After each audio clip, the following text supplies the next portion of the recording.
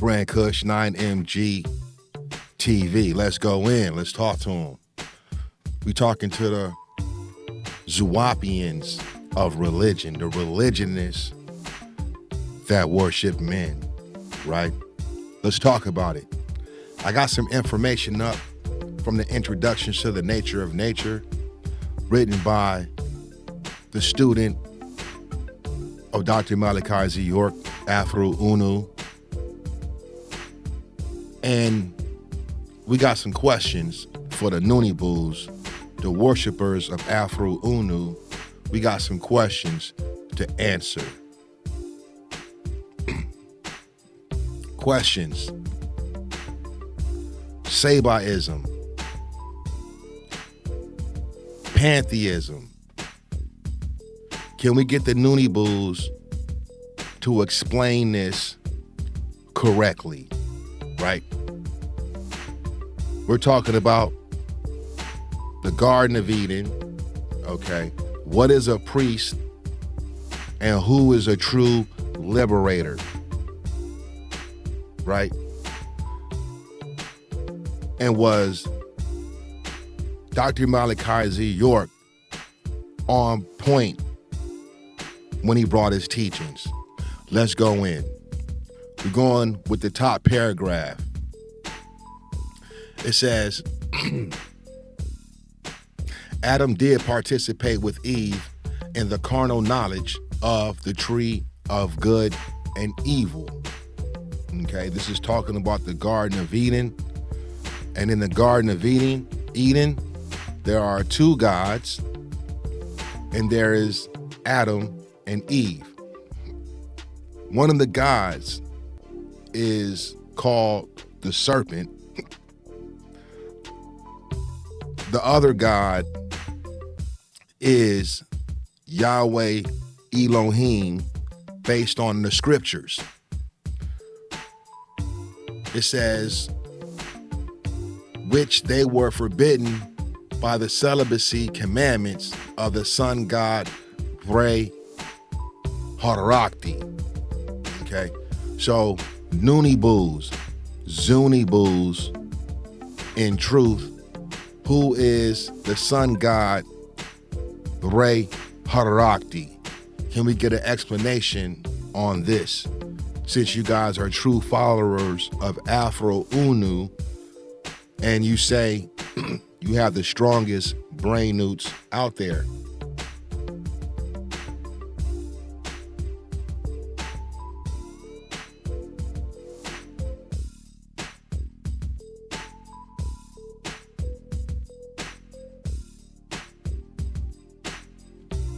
Who was the sun god REHARAKTI?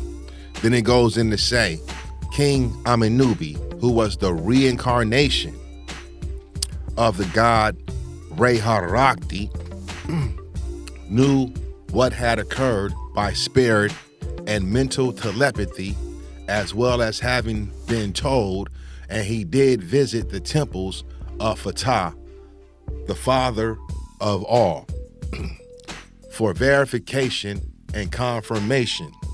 Let's read that again. It says, King Amenubi, who was the reincarnation of the god REHARAKTI, knew what had occurred by spirit and mental telepathy, as well as having been told, and he did visit the temples of Ptah, the father of all, for verification and confirmation.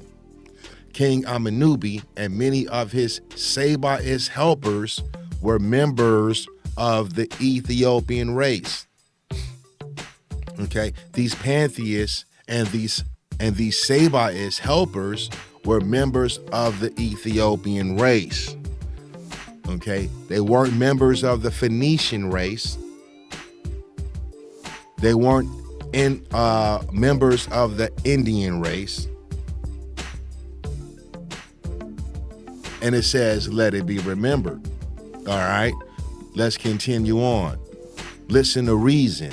So another part of the plot and long-term plan was to dethrone and depower Ethiopian kings and rulers everywhere.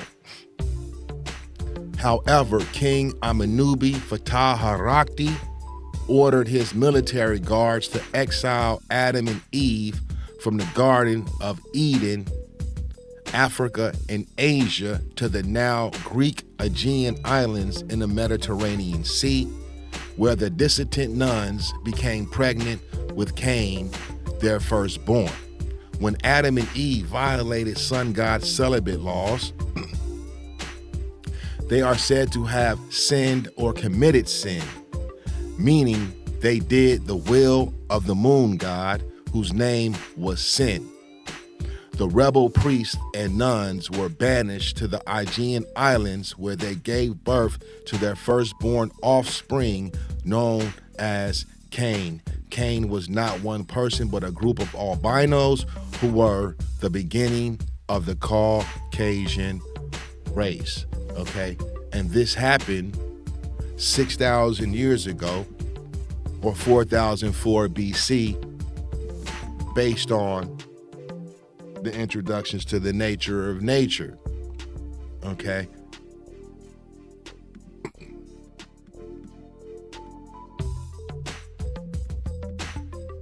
So, in the case of this stating, the Caucasian race, which is the Gristo race, or the ghost race, according to the introductions to the nature of nature, didn't appear on the planet until 4004 BC, or 6,000 years ago. We want to jump over here, because this is where they state that because Dr. Malachi Z. York called himself Melchizedek, that he manifested in the spirit in opposition to the Ethiopian race to dethrone Ethiopian kings and queens. This is what the Noonebu will say, because Dr. Malachi Z. York chose the name Melchizedek, right? Now remember, we're dealing with the laws of opposites. He chose to rock with the name Melchizedek, and I must say, prior to Doc choosing this name, the Noonebu had no information of the name, used the name, didn't know of Afro Unu at all, okay? They may not know, though, in the laws of opposites, there are two Melchizedeks. So we see Doc right here, right? But you may not have known, but those who are on point as 9 scientists know of this guy right here, Drunvalo Melchizedek, okay, who they are not talking about. Let's go into more information from Book 2, Introductions to the Nature of Nature. It says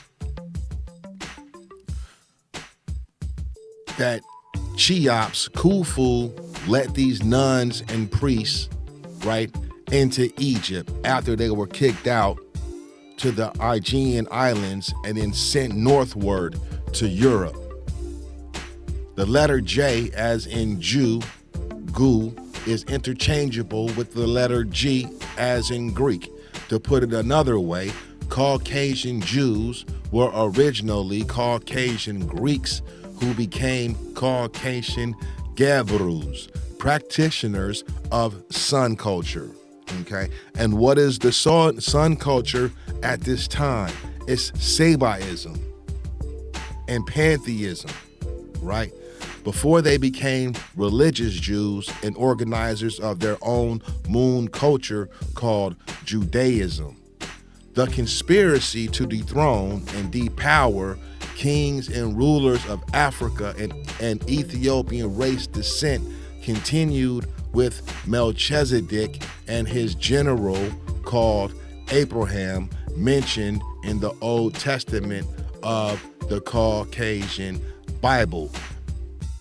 Can we get some explanation of this right here? Okay, it's one thing to have it in a book, And it's two things to understand it, right? And so can we find this information, the conspiracy to dethrone and depower kings and rulers of Africa and Ethiopian race descent, continue with Melchizedek and his general called Abraham, mentioned in the Old Testament, which is the Caucasian Bible. Can we get some more explanation on this? Because as far as the introductions to the nature of nature is concerned, and we know Doc is a part of the Ethiopian race, he is not a Phoenician, right? The leader in this time and day, in the bottom half of the smash circle of order, needs to be a liberator, and a priest. Now, peep game. It says this conspiracy eventually led to the invasion of Egypt by the Hyksos, Greek Caucasians, and the oppression of Egyptians by these white foreigners from Asia, namely Assyria. Melchizedek was Phoenician by race. He wasn't Ethiopian. And also a sun worshiper who conspired with Abram, who was indeed a moon worshiper and an East Indian by race who paid homage to the moon god Shiva, same as Siva and Sin, be it remembered. Okay, so Melchizedek is conspiring with the Greek Caucasians, right, to go into Egypt, and then also using his general, the moon worshiper, who was an East Indian by the name of Abram, who became Abraham. Now, you see Ham on the end of Abraham, right? Connecting to the Hamites. Like when you have Muhammad or Hammurabi, right? Connected to the Hamites. The Hamites are not the beginning of the black race in the Bible. When I say black race, I'm saying the Ethiopian Egyptians that the introductions to the nature of nature is talking about. It says, listen to reason, the Caucasian Bible, the New Testament, the book of Hebrews chapter 7 states that Jesus Christ was a priest after the order of Melchizedek. And Melchizedek was a pantheist, right? Melchizedek was a pantheist, meaning whose spiritual science was indeed based upon absolute nature and the powers thereof. Okay? And this is why the murder of Jesus, the pantheist, marked the end of pantheism as the controlling spiritual force on planet Gaia, known as planet Earth, and the magnification of religion everywhere as we know religions today. Let's go back.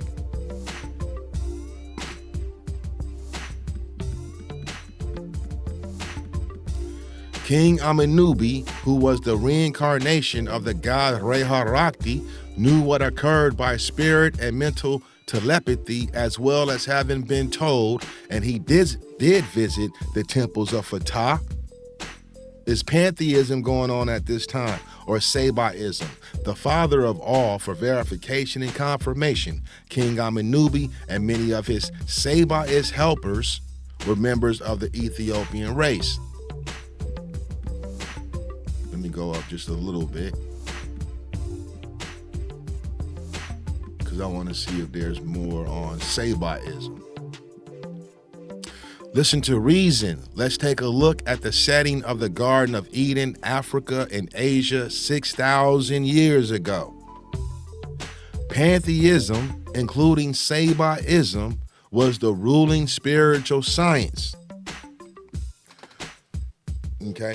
Is this the spiritual science of all black people? With sun hair and moon hair. And the head of the pantheon was 4 main gods. So people were talking about the gods instead of one god. Okay? The main spirit gods were the sun god, earth god. Who was the earth god at this time? Who was the moon god, right? Sin, and the underworld god. And their consort goddesses. The king of the Garden of Eden was a reincarnation of the lion god REHARAKTI, also called Hermakis and Epimedek, who was statued by the great Sphinx at Giza, Egypt, in Africa.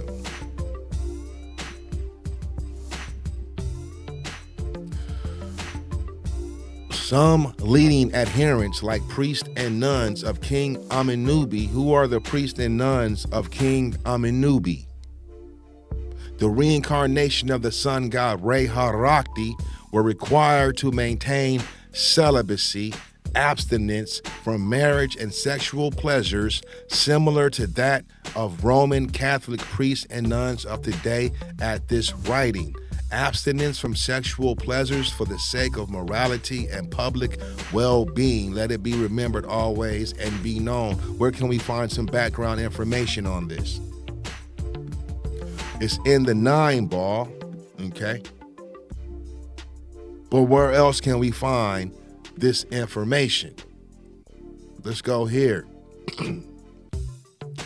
Let's go here about the priests and the liberators, right? The 7-to-2 ratio gradually becomes 2-to-7, coming downward counterclockwise on the left side of the circle of order, which is SMAT, and the 2-to-7 ratio slowly becomes 7-to-2, going upward on the right side of the circle, the SMAT circle of order.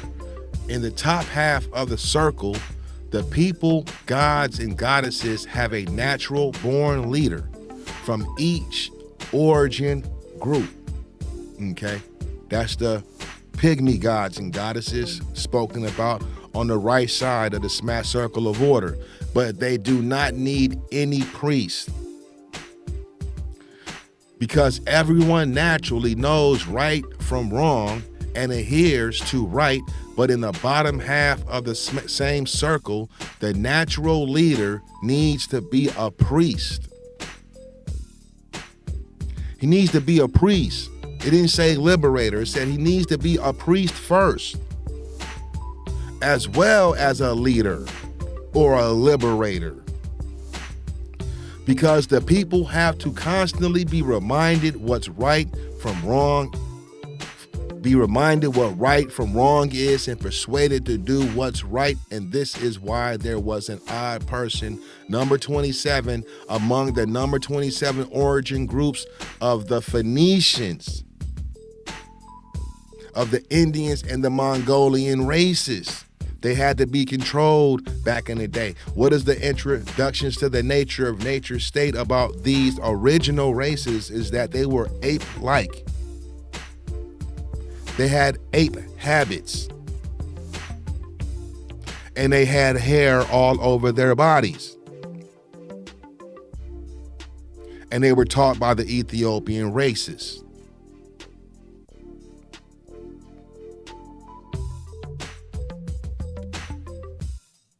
Okay. 1 week Noonebu read the people, God, races, the natural born leader was number 1 of each origin group of 72 members, decided to call himself one NOOwauPOO. So what he was stating was that he was a priest and a leader. But in reality, he's a flea and a buster because he's never been a leader. Do you understand what I'm saying? And so, was it incorrect for Dr. Malachi Z. York to take on the name Melchizedek. If Melchizedek put the Son of Man in the manifestation of the Son of God in his order, Jesus Christ,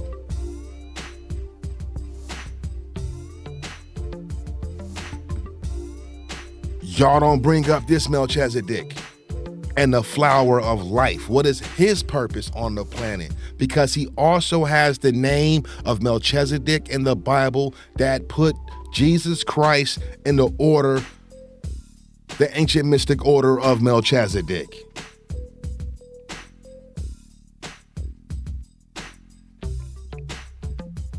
Okay.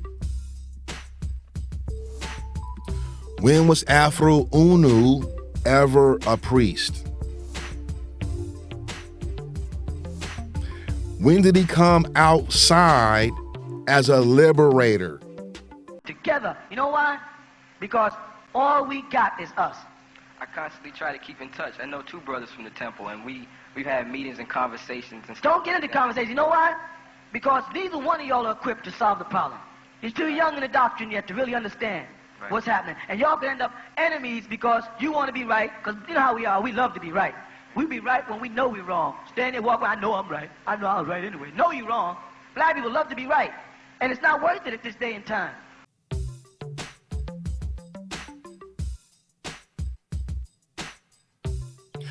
Afro-Unu was not even expanding on NOOwauPOO, in which the Noonebu said he brought. He's changed the science and called it Noone.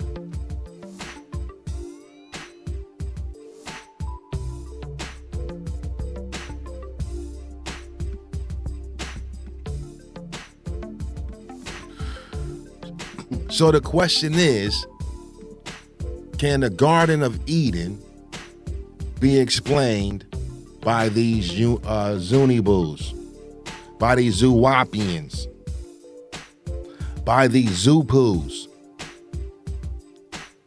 Who is REHARAKTI? Who is Ptahkindoid? And can you back up Afro-Unu's information based on the Garden of Eden?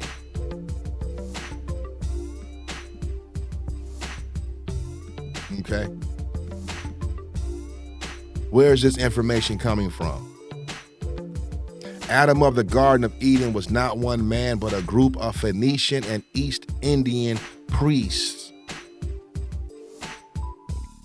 And Eve thereof was not one woman, but a group of Phoenician and East Indian nuns, all sworn to celibacy, similar to Roman Catholic priests and nuns of today. Where do we find that at? The moon god Sin was jealous of the sun god REHARAKTI.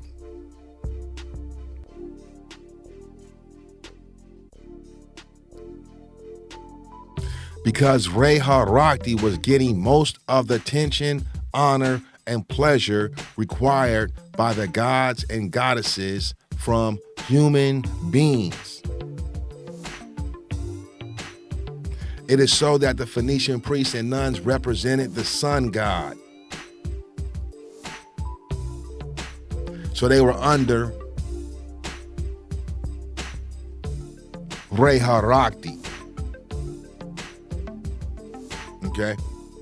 The Phoenician priests and nuns represented the sun god. The East Indian priests and nuns did represent the earth god. And the Mongolian priests and nuns represented the moon god Sin. Can you explain this?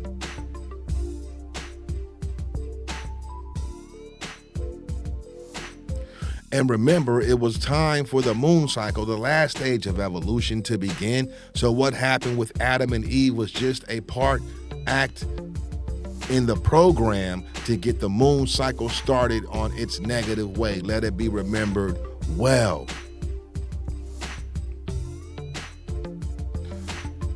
Can the Noonebu clear this up? And also clear up why Afro Unu in the bottom half of the smash circle of order, especially when he wrote the introductions to the nature of nature,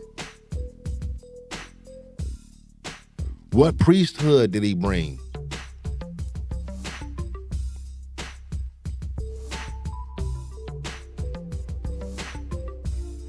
Right? What priest was he? Okay? And does being a writer make you a liberator? Did he come outside?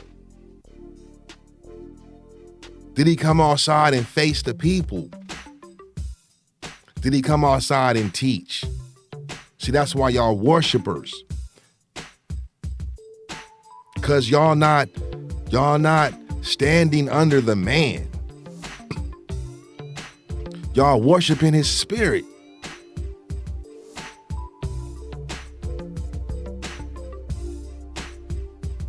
Okay? Y'all worshiping the spirit. Let's look at this. The liberator in spiritual science is one who helps liberate peoples from adverse forces. Doc fits that. To put it another way, a world liberator is a creator and destroyer combined. He put in his scrolls, definitely in the Right Knowledge series scrolls, that religion was not for us and the reasons why it had to be destroyed. One who helps destroy adverse forces like slavery in all of its forms, racial oppression, destructive habits, false teachings, blind belief, superstitions, nature ignorance, falsehoods, deception, misrepresentation, no representation, disease, hunger, inequality, injustice, disorder, confusion, division, misunderstanding, false or no definition, and false or no identity of persons, places, and things. And as a creator, the liberator replaces what he destroys. Afro Unu does not have a flag. He did not come speaking as one who was building a nation. Aferti Atum Re, Amanubi Rekafata, wrote a constitution. Okay. He also gave a new sun cycle name for the Ethiopians, based on our original writings of the science of NOOwauPOO, coming from Bible interpretations and explanations, and the 9 ball. He also created a language that is usable. He also created a dress code that's feasible.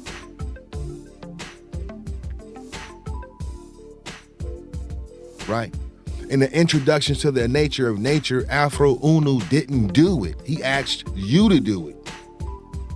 He asked you to follow him and then follow his instructions and make it manifest.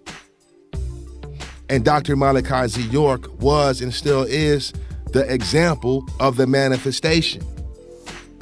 So if you had to look at someone and say, how do I get down with it? I'm reading the words, but I can't put it together in my mind. You understand what I'm saying? Then you had an example. That's called a leader. That's also inclined to be called a liberator. Also a priest. Because Dr. Malachi Z. York also understood and spoke the languages of the scriptures.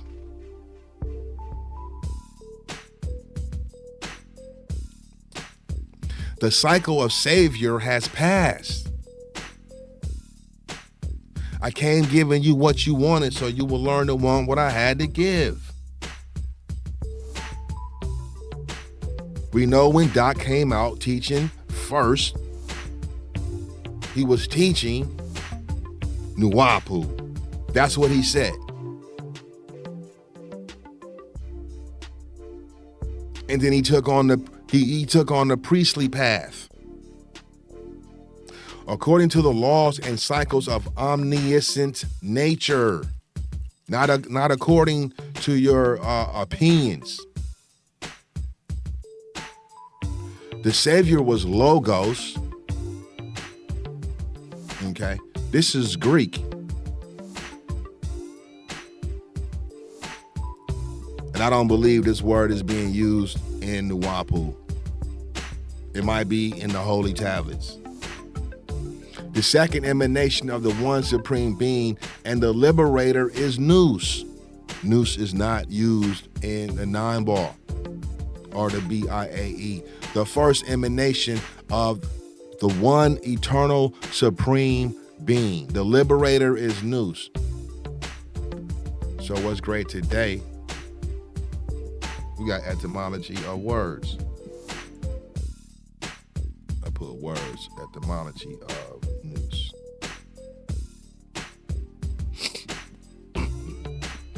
I said that was gonna be my last paragraph, but Nous. College slang for intelligence, wit, cleverness, common sense. 1706 from Greek nous, Attic form of nous, mind, intelligence, perception, intellect. This is where Afro Unu is saying, right, that the first emanation of the one eternal supreme being is coming from the nous. That's Greek. That's Greek. Okay, he's using the definition of the Greeks. Who are the Greeks in the book? The Hebrews, right? Where we see that at? The Hebrews.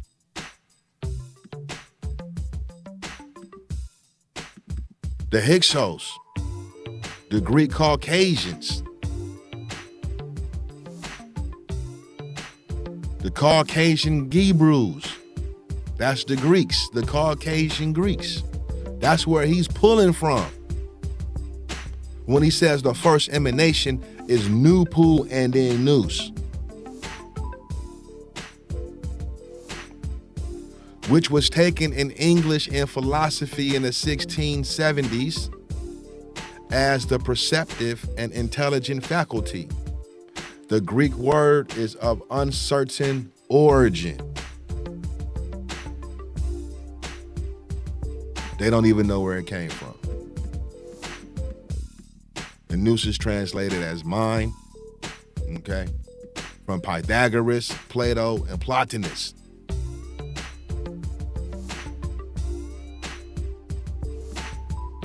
So for you to understand the first emanation of creation, also another question, do we have to understand nous?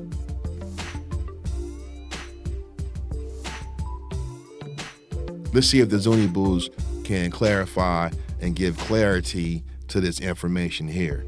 Grant Kush, 9MG TV, y'all hold it down. Peace.